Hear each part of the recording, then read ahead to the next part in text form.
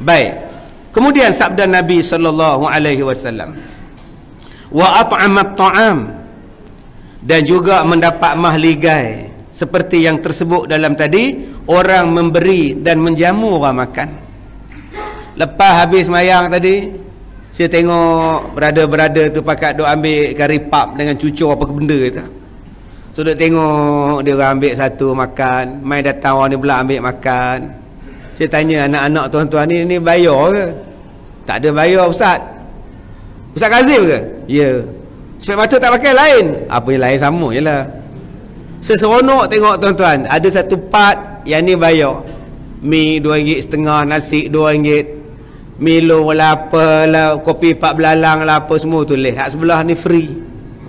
Saya tanya Tok Bilal tadi, kena bayar ke cucur ni? Tak ada Ustaz, ambil lah makan. Ada je orang bagi hantar makan. Ni wa at'amat ta'am, yang jamu orang makan. Siapa yang buat ni tak tahulah tuan-tuan. Siapa yang mencadangkan benda ni pun dapat pahala. Bukan setakat orang yang hantar makan tu, yang mencadang mula-mula dulu.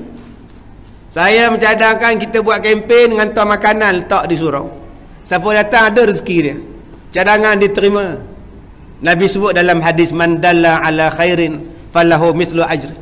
Siapa yang mencadangkan benda yang baik, siapa yang mula-mula membuat benda yang baik, dia dapat pahala. Dan tiap-tiap kali orang ikut dia buat baik, dia pun dapat pahala sebanyak mana yang ikut.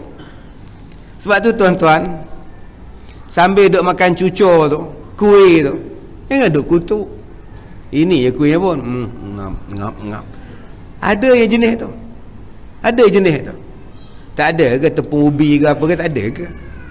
Keripap je ngap, tapi telan 2 biji. Keripap pun 2 biji dia balon dia. Perangai orang kita. Hari Jumaat apa orang hantar? Pisang. Berapa ramai yang sambil duk kupas pisang tu? Pisang je ke? Apple tak ada. Udah 2 biji pisang dia telan tuan-tuan. Dalam poket pun 2. Tapi duk ngutuk orang yang bawa pisang. Masa sujud pisang dia bergolek. Rabil Firli waraham, dia nampak pisang dia. Aduh. Orang sebelah kelin, apa curi pisang nampak ni. Dia sujud lagi sekali, tangan dia duk gagal masuk.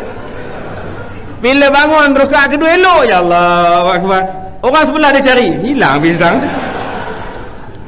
Ngira pisang tak habis-habis. Berterima kasihlah pada orang yang bawa pisang. Sekurang-kurangnya dia bawa pisang yang boleh dimakan. Kita berapa banyak bawa pisang yang tak boleh dimakan? Yang mana faham, tak faham sudah ngutuk orang tak habis-habis. Orang yang menjamu makan ni mewarisi syurga. Ingat senang tuan-tuan, dia pergi pasar, dia siang ikan, dia potong daging, dia tanak nasi, parut kelapa, cari santan lagi, nak masak dengan gas lagi, menitik air mata potong bawang, silap-silap luka tangan sebab nak masak untuk kita. Macam mana Allah tak bagi syurga pada dia? Kita hanya datang tadah tangan, baca doa, makan. Itu pun setengah tak baca doa, setengah tak tadah tangan. Kenapa tak baca doa mat? Bida'ah. Apa tahlil pula bida'ah. Tapi bila time makan, gini makannya. Tanya kat dia, tak makan ni tuan-tuan. Kadang-kadang kita kalau lauk sedap, doa panjang. Lauk pendek ya Allah malah barik lana fi ma razaqna wa kana. Kena lauk panjang, auzubillah nampak ni. Nampak benar rasuah tuan-tuan ni. Ya. Kadang-kadang kita tengok lauk, kalau nasi biryani tu elok tahlil ni. Ya, la ilaha illallah, la ilaha illallah tu kalau tahlil. Kalau lauk biryani, buka-buka je ya Allah, bihun goreng, la ilaha illallah. Nampak tuan? Yang mana faham, tak faham sudah. Jadi lepas ni tuan-tuan, tolong raikan orang yang jamu makan. Kita ada surau yang cantik, yang bersih, kenuri kahwin buat di sini. Makan lantalam. Tika kita ni, kapek ni lapik dengan tika plastik. Makan nasi lantalam. Selesai masalah. Tak payah nak kanopi, tak payah nak apa. Habis semayang, habis makan, semayang zuhur. Nak lagi jimat, buat kenduri masa kuliah maghrib. Kan ramai pun 200 orang tak sampai. Air botol satu, nasi lemak RM1.50 satu, baru RM2. Habis buat kenduri kahwin di masjid lepas kuliah maghrib, 200 je jemaah. Kemudian pengurusi umum, tuan-tuan hari ni kita kenduri kahwin anak Pak Mat Tempeh. Jadi jemputlah ambil kenduri, nasi satu bungkus, air mineral sebotol. Dah kenduri kahwin, jimat tuan-tuan. RM2 kali dengan 400, kali dengan 200 baru RM400. Jimat belanja. Ustaz, 200 orang pun ramai Ustaz.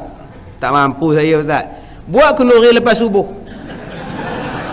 InsyaAllah dalam 5 orang je. Tok Imam campur dengan Tok Bilal, Tok Siap, 4 orang belakang. Elok lah. Baru RM10 tuan-tuan. Berjimat belanja. Apa masalah? Pilihan banyak.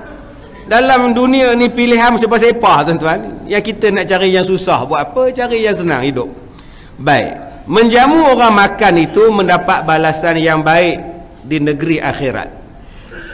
Maka apabila engkau jamu tetamu, dhaif tu maknanya tetamu. Dhaif, bukan dhaif.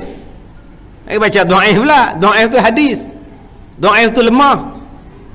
Hadis dhaif, hadis lemah. Dhaif lemah juga. Ni sini dhaif. Dhaif ni yang dihormati, dhaif kenamaan. Bahasa Arab tu dhaif kenamaan. Satu lagi DJ dhaif. Tu lain tuan-tuan. Bukan maknanya menjamu DJ dhaif. Menjamu dhaif.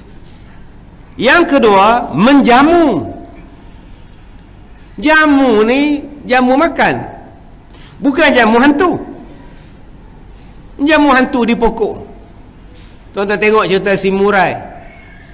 Cerita zaman Mak Sentuh dengan Nodi Ahmad si Murai. Ahmad Nispu jadi temengung. Sebelum nak sambut perayaan, pi bawa ayam, pi letak tepi laut. Yang jadi untuk bomohnya Dolah Sarawak. Ampun Tengku Temenggung. Kerja-kerja memuja pantai telah pun selesai. Apalagi ditunggu? Marilah kita bersukaria, kata dia. Ini cerita si Murai tuan-tuan. Itu namanya menjamu hantu. Bukan yang itu. Jangan tuan-tuan ambil pulut kuning ayam seekor, bawa bawah pokok. Buat apa makcik? Ustaz Kazim cakap semalam jamu tu pahala, kata dia. Budak, tu neraka makcik. Menjamu di sini menjamu tetamu. Sama ada yang datang sendiri ke rumah kamu atau yang kamu panggil makan, nescaya kamu dapat pahala. Apakala engkau panggil jamu orang miskin, orang fakir makan, nescaya dapat pahala. Sehinggalah jika engkau beri binatang yang lapar makan, engkau juga dapat pahala. Bagi makan kucing dapat pahala, hatta anjing pun tuan-tuan, kalau kita bagi makan, kita dapat pahala. Kita duduk makan di restoran, ada anjing tepi jalan tu, duduk jelek lidah tengok kita. Kita ambil, kita bagi dia makan, dapat pahala. Subhanallah. Kalau dengan anjing pun dapat pahala, apatah lagi orang tuan-tuan. Jadi tuan-tuan yang dirahmati Allah, belanjalah ikut kemampuan tuan-tuan. Elok saya sebut belanja, elok adik ni kutip tabung tuan-tuan. Eloklah belanja pada dia. Masuk dalam tabung tuan-tuan. Kadang-kadang kita nak dapat pahala senang je. Pergi restoran, nampak orang masjid, Tok Imam ada, Tok Haji ada, ambil duit, jumpa dekat cashier, meja tu saya bayar. Kenapa orang baik-baik ni tuan-tuan kena belanja makan? Doa. Bila dia nak bayar, berapa meja saya tadi, berapa? Oh, Tuan Haji, dah ada orang bayar. Allahu Akbar, murahlah rezeki orang tu. Murahlah rezeki orang tu. Tuan-tuan ingat senang nak dapat doa daripada orang lain. Yang ni yang kita nak ni, doa. Doa daripada anak yatim. Sebelum makan berdoa, lepas makan berdoa. Terima kasihlah bagi orang makan.